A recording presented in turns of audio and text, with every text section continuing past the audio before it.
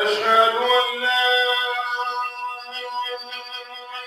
إله إلا الله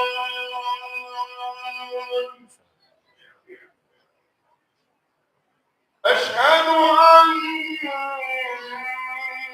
محمدا رسول الله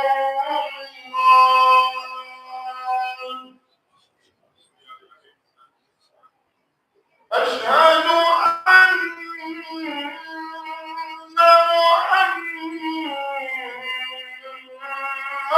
رسول الله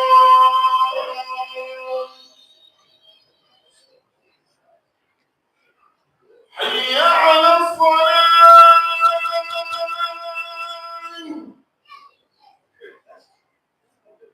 حي على الصلاة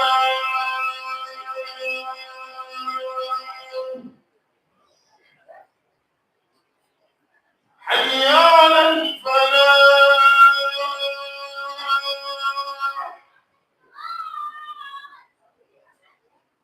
حي على الفلاح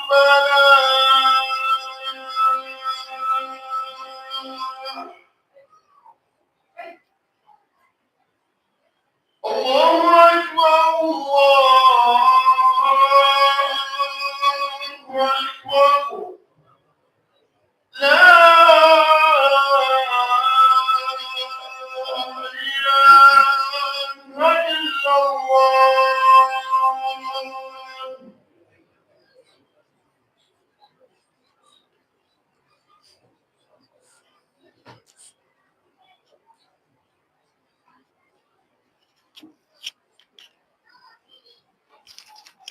الحمد لله رب العالمين والصلاة والسلام على رسول الله وعلى آله وصحبه ومن والاه أما بعد عباد الله أوصيكم ونفسي بتقوى الله عز وجل.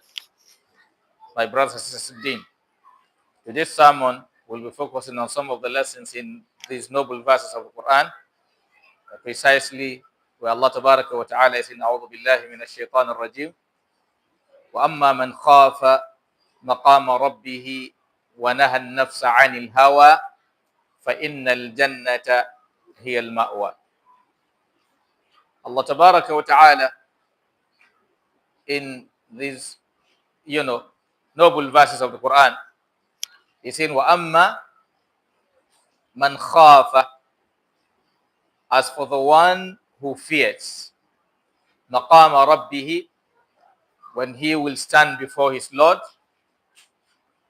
وَنَهَى النَّفْسَ عَنِ الْهَوَى, and prevented himself from following his selfish desire, Allah said, فَإِنَّ الْجَنَّةَ هِيَ الْمَأْوَى, certainly the Jannah will definitely be his abode. So this noble verse of the Quran, Allah Tabaraka wa Ta'ala is giving us lessons as to how we are supposed to behave, as to how we are supposed to think in order to have a successful life in this world and a better life in the hereafter. Here Allah Tabaraka wa Ta'ala said in this verse that وَأَمَّا مَنْ خَافَ مَقَامَ رَبِّهِ وَنَهَى النَّفْسَ عَنِ الْهَوَى فَإِنَّ الْجَنَّةَ هِيَ الْمَأْوَى. Before he spoke on this set of people, he spoke on the other side. But maybe due to short of time, I won't talk so much on the other side, because he started by saying فَأَمَّا مَنْ طَغَى وَآثَرَ الْحَيَاةَ الدُّنْيَا فَإِنَّ الْجَحِيمَ هِيَ الْمَأْوَى. Then before he now went further to say that وَأَمَّا مَنْ خَافَ مَقَامَ رَبِّهِ وَنَهَى النَّفْسَ عَنِ الْهَوَى فَإِنَّ الْجَنَّةَ هِيَ الْمَأْوَى. As for those who are arrogant, فَأَمَّا مَنْ طَغَى, as for the one who is arrogant, because nothing leads you to disobeying Allah except arrogancy. anyone, anyone who is comfortable disobeying Allah, the ultimate reason for his disobedience is arrogance. Same trouble Shaitan had.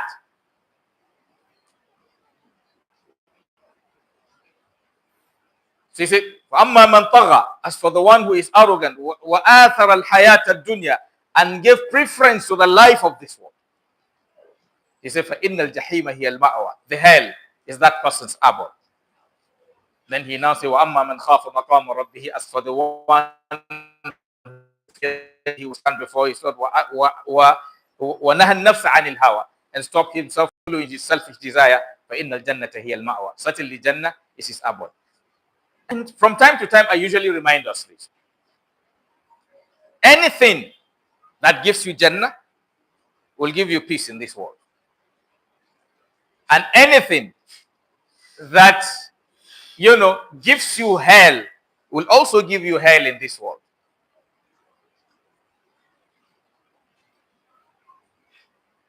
Today we can see how things are deteriorating all over the world. All over the world. Why? Because people are getting further from Allah. And the further you go away from Allah, the more you're troubled. Because like I do tell us about the Quran came to teach you how to live your life that you will enjoy it in this world and you will have a better one in the hereafter. Allah made it clear to us in the verse of the Quran that man amila salihan min dhakarin aw untha wa huwa mu'min, he said falanuhyiyannahu hayatan tayyiba ay fi dunya wa lanajziyannahum ay fil akhirah bi ahsani ma kanu ya'malun. He said man amila salihan, whoever does righteous deed, meaning whoever live his life in accordance with the dictate of Allah. Righteous deed is any deed that is in conformity with the will of Allah. Anything that is acceptable to Allah is righteous, and anything unacceptable to Allah is unrighteous. Everybody have his own definition, but you as a believer, your definition is guided by Allah. And everybody believes that Allah Ta'ala is the wisest of all. If we believe He's the wisest of all, then His definition will be the best of all. So anything that Allah asks you to do are things that will give you life. Anything He asks you to leave are things that will destroy you. That is right from this life. Yesterday we can see many of us are afraid. We can travel on the road freely. Why? Because some people are disobeying Allah. Yes, some are there waiting to kidnap you. The one waiting to kidnap you is doing an act that is what? Unacceptable to Allah. Or somebody is there waiting to rob you. So the one who will rob you that you are afraid of is somebody doing what is unacceptable to Allah. Oh, the roads are not good. Most of the roads are not good because most of those, I'm not saying all, but most of those who are supposed to make the road good for you to travel comfortably, are not making the road good for you because they did not remember that they are going to account for their leadership. So if everybody connects his life to Allah, everything will be okay. And if people disconnect themselves from Allah, the more you disconnect, the more you're suffering. The volume of wealth available is more than what we need. Allah have given us more than what we need. But we are in hell because most of us are not ready to what? To obey Allah. Yes, if some people lack food, some people are wasting food. Yes. If some people lack money, some people are wasting money.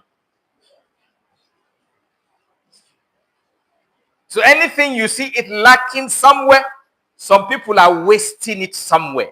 And you see, Allah have, Allah have also made us to understand the evil of wastage. You see, He did not just say it is just a sin. He said, وَلَا تُبَذِّرْ تَبْذِيرًا. He said, إِنَّ الْمُبَذِّرِينَ كَانُوا إِخْوَانَ الشَّيَاطِينَ. I said, وَكَانَ الشَّيْطَانُ لِرَبِّهِ كَفُورًا. He said, do not be wasteful. Because those who are wasteful are brothers of shaitan, and shaitan to his Lord is somebody who? Ungrateful. So if some people are moving naked, some people have clothes that they've never touched for more than 5 years. Some people have clothes, they don't even know those clothes are there until when they see them.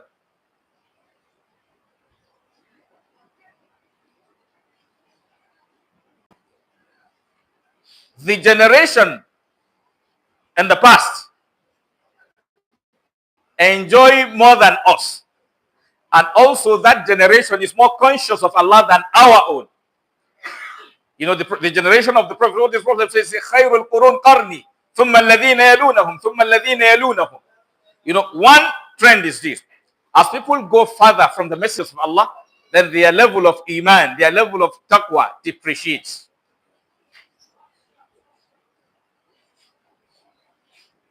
Today we can even see, country-wise, those countries you are expecting them to set things right, they are even actually those destroying things.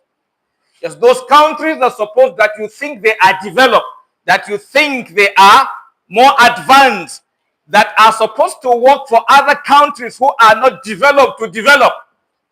Those countries that there is insecurity for them to have security.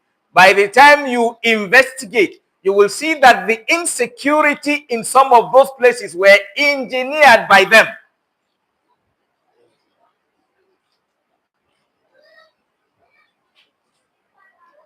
Lack of stability you see in some of those countries were caused by them. Because why? We have a society that most of us think for we to be comfortable, for things to work well for us until others are in trouble. And like I said, it's mostly human nature. If you have your shop, like I do give us example, if you have your shop and your brother has his shop next to your own, instead of helping him progress in his own shop, your prayer is for his own shop to go down, because you feel when his shop collapses, you will have more customers.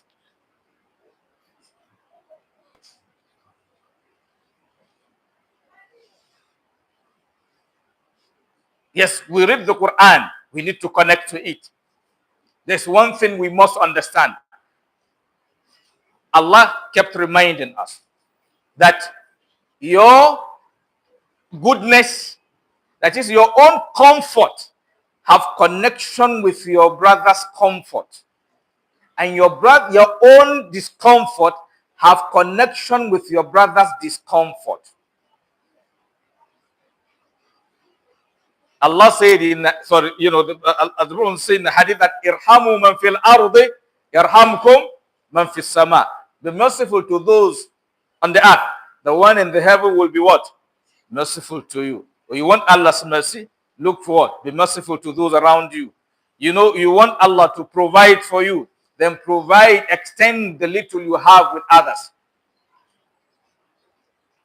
You want your own country to be secure. Then try to work towards security of other countries. You want your community to be secured, then work for the security of other people. So, but we need to always remember, as the verse is saying, that is, as to the one who fears the day he's going to stand before his Lord. We must all remember that a day is coming that we are going to stand before Allah Tabaraka wa Ta'ala. And we need to begin to be checking ourselves in whatever capacity we find ourselves. How are we faring? What are we doing to make our societies better?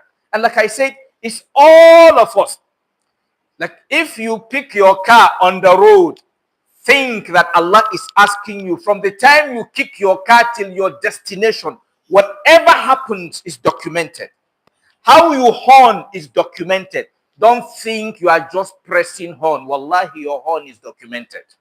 Because as you horn, you are causing something. When you horn, you are causing something. Sometimes your horn scares somebody. Why do you scare your brother for no reason? Sometimes your horn makes someone to run out of what? The right direction. Maybe his car have problem. Maybe he hit his car on something because he thought maybe it's an emergency coming.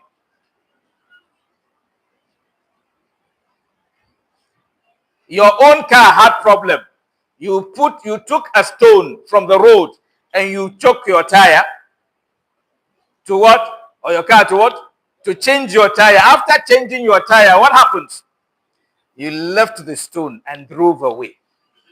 And you as a Muslim, what did the Prophet taught you? He said, Imatatul adha an tariq sadaqah. He said, removing something injurious to the people from the road is what? Is charity. So what is going to be? Mafhum mukhalafa. So that means bringing something injurious to the people from outside the road to the road is what? Is evil.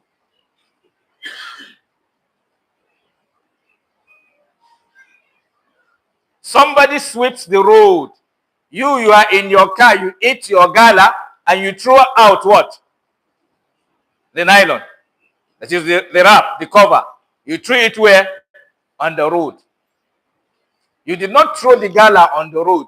When you drop the gala on the road, the person sweeping may eat the gala. So you see, the one that person will eat, you know where that one's supposed to go. But you did not know where the covers, the wrap supposed to go. Look at that.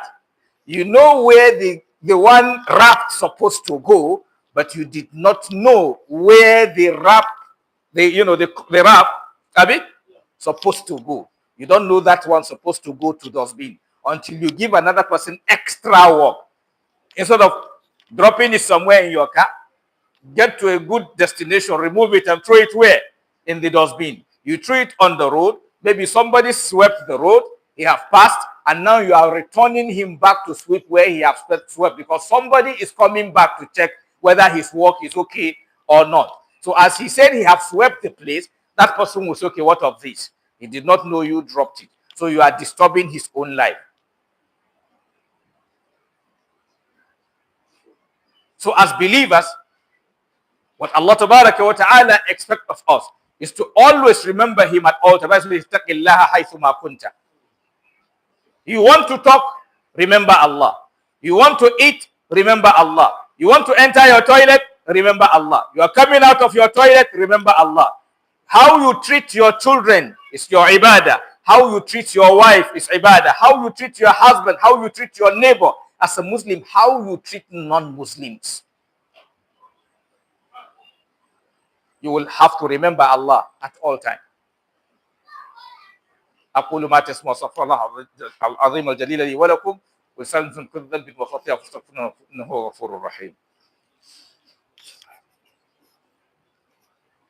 الحمد لله رب العالمين والصلاة والسلام على رسول الله وعلى آله وصحبه ومن والاه أما بعد عباد الله أوصيكم ونفسي بتقوى الله عز وجل. My brothers and sisters, so we need to take time to learn our Quran, try to understand the Quran and live by the Quran. Quran is a book that came to give you life. Quran is a book that came to guide you as to how to be a good human being. And like I said, pick up most of the countries, pick most of the people and see. Most of the things we do, the result is coming. We want something else, and then we are doing something else. You want good, but you are doing evil. Like this in computer, they say what? Garbage in, garbage what? Garbage out. So if the behavior is bad, the community, the society will be bad. And if the behavior is good, the community will be good. So each and everyone should always remember this verse. If you are going to be doing what you like, then you should be expecting what you don't like. Yes. You know, it's a common thing among ourselves. We say, I do what I like, right? I used to tell us, in most cases, when you do what you like, you suffer. Yes, because what you like is your own control. That's your action. But the reaction is out of your own control. It's just like you can abuse somebody. That's your action. But the reaction of that person is determined by him, not by you. If you abuse him, maybe his own reaction, if you are lucky, he abuse you back. Another person's reaction will be to slap you. Another person's reaction will be to blow you. Another person's reaction will be to arrest you. Another person's reaction will be what? To sue you. So what's going to be the reaction? Allahu A'lam. So you only know your own action. And that's why any action you want to exhibit, then ask yourself, what are the possible reactions? And what you must understand is this. Wallahi, anything Allah said don't do, if you do it, you will suffer. That's the truth. Because Allah is not asking you to stop something for his own good. He is asking you to stop something for your own good. Same way he's asking you to do something for your own good. He said, Man amila salihan falinafsi. Wa man asa'a fa'alayha. He said, whoever does good is for himself, and whoever does evil, he's the one to suffer it. Even if it is someone you help, you will benefit more than the person. If you dash somebody money, you will benefit more than the person you dash the money. If you save someone's life, you will benefit more than the person you saved his life. When you dash somebody money, feast for Allah's sake, what will happen? Allah will put reward for you. That reward Allah will put for you. Allah said, Al-Hassanatu bi'ashri amthaliha. Whoever does good, Allah will give him minimum times 10 of it. So who benefited? You or him? And that 1,000 you gave the person, you may dash somebody something, that person may even die through that. But you will still get your own reward. Because maybe the 1 million you dash him, that's what an armed robber had, that he had money and he pursued him to collect the money. He lost his life because what? He had the money. So, but will you lose your own reward? No. The armed robber will have his own sin for what he did. You buy a car for somebody, you have reward, but the car can still kill him. Yeah. So what happens with what you do, you give him, is not your own problem. Your own intention, that's what Allah will use to judge you. You gave him to help him. You gave him with the wish that he will become, it will make him better. But the opposite happened. Who decided the opposite is Allah. So it's not your own business. So he knows why.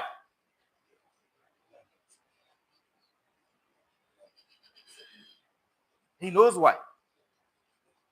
So when you do good, you are helping yourself. I remember someone told me a story sometime, a life story. Yes, he was driving in a traffic somewhere. I won't mention the specific place. Then there was a robbery going on. Coincidentally, the gang leader of those robbers was someone he knows, somebody who was working with him even right as at that time. But he helped the person. He saw the person disturbed one time. He helped him. They are still working. Then when the other members came close to his car and asked him to come out, when he saw him, he did something unusual. Because if you identify them, the expectation is what? You are gone. That's the expectation. But this is something unusual. They are still working at that time. So when he got there, he asked him to get back to into his car, and he told the rest to leave him. He said, just, Oga, enter your car and go. You know, unusual. So he entered his car and left. And the following morning, they met at place of work. So you look at me, I look at you, no communication. Yes. Yes. You know, even if people are into robbery, there is something they will use to cover up as they are working. or this is what they are doing. They will have one legitimate thing that is going to cover. If somebody doing 419, he will say, I'm a businessman. He won't tell you he's 419 somebody. So you see, that help he rendered did what? Saved him in an unusual circumstance. Yes, you do good and you pray. Yes, you're somebody who is also very prayerful. That's the truth. So brothers and sisters, indeed, we need to be conscious of Allah Ta'ala. Let us take advantage of any opportunity we have to do good. Ask yourself at all time, any space you have is opportunity given to you by Allah. You can never own it. If it is office, you will leave that office. If it is money, you will leave it. If it is position, you will leave it. Nothing is permanent. A smart person knows that any opportunity is just a window Allah opened for you to build your Jannah. And the moment you are not building Jannah, you are already building hell. That is the truth. Nobody is building neutral something. You are either building Jannah or building hell. It's your own choice. May Allah Tabaraka wa Ta'ala guide us. May Allah Tabaraka wa Ta'ala make our leaders to build Jannah for themselves. May Allah Tabaraka wa Ta'ala make our rich ones build Jannah for themselves. May Allah make the poor ones build Jannah for themselves. May Allah make our children build Jannah for themselves. May Allah make our wives build Jannah for themselves. May Allah make our husbands build Jannah for themselves. May Allah Tabaraka wa Ta'ala make our businessmen build Jannah for themselves. Each and every one of us, what we will do to please Allah, may Allah make it easy for us. And what we will do to displease Allah, may Allah Tabaraka wa Ta'ala save us from it. ربنا آتنا في الدنيا حسنة وفي الآخرة حسنة وقنا عذاب النار.